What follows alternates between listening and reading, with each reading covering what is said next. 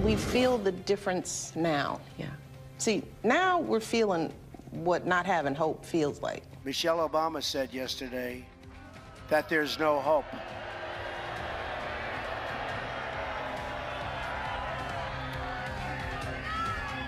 But I assume she was talking about the past, not the future, because I'm telling you, we have tremendous hope. We're back with our panel. Let me ask you, because you know First Lady Michelle Obama, when she said now we're feeling what lack of hope feels like, I mean, what did she mean? I think she's talking about the more than half of the voters who voted against Donald Trump who now are feeling more fearful than hopeful. She wasn't, I think, speaking about, obviously, the Trump supporters who are feeling more hopeful and happy. But you have to remember, we have two countries.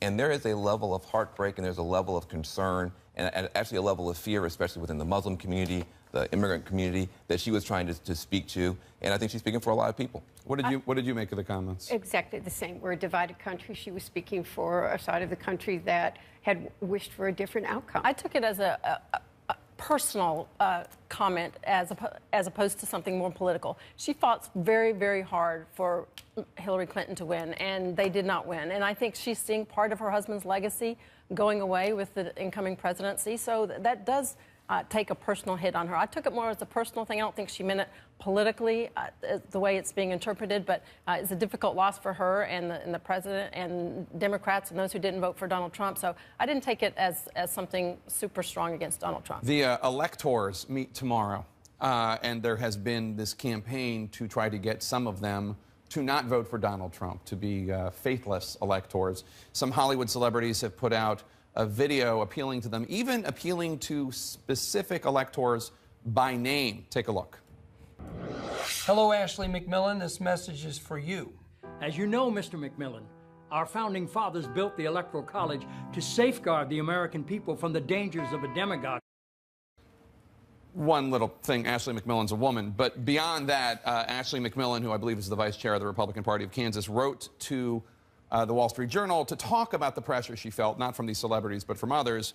And Ms. McMillan wrote, "I won't violate the will of the people of Kansas simply because coastal elites think Mr. Trump tweets too much." Do you think there's any hope that anything other than Donald Trump becoming president will happen tomorrow? I think for these people, for these celebrities. I think very little.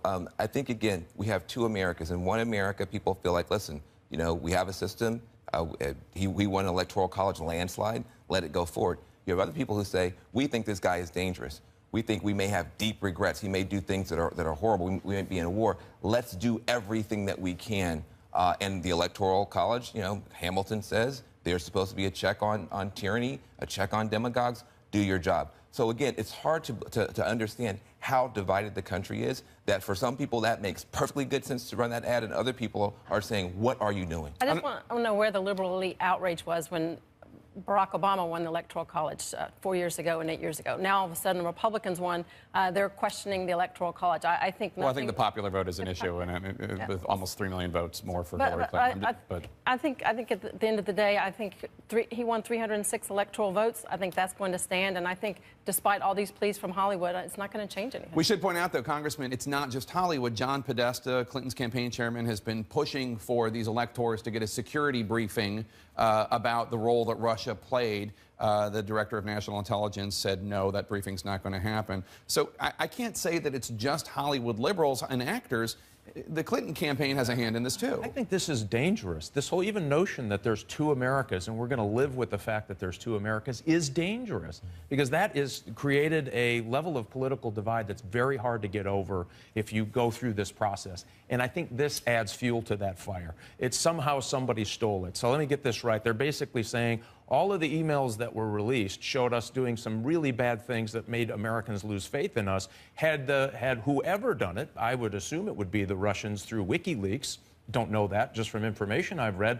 Had the Russians not pointed out, or that information not been pointed out, all those bad things would have been kept quiet, and we'd be president of the United States. That's a losing argument. But and you know what? Here it is. The Electoral College is there to protect Also, states' rights. They use the demi-government, but it's also to protect other states. Wisconsin, Ohio, Michigan went for Donald Trump because they said something's not working in Washington, D.C., either in California or New York, the way it's not working for us here at home. We've got to change that. Listen, I agree with much of what you say. I just want to point out it's the asymmetric part of it. It's that they released the bad emails from the Democrats, but not the Republicans, that gives this heartburn, I think, for Democrats. And I wanted to, when you talk about the divided America, here's the reality. The reality is when Al Gore won the popular vote and George Bush won, George Bush knew he needed to pull the country together. This president that's going to be our president, and I accept that, when Barack Obama was elected, continued to pursue a birther conspiracy. We do need to pull together. We are America, but there's a reality out there that we are divided. Yeah. The Electoral College is not a rubber stamp in many states. You do have to think about your vote in a system of All right, Merry Christmas. Merry Christmas. God bless us, everyone.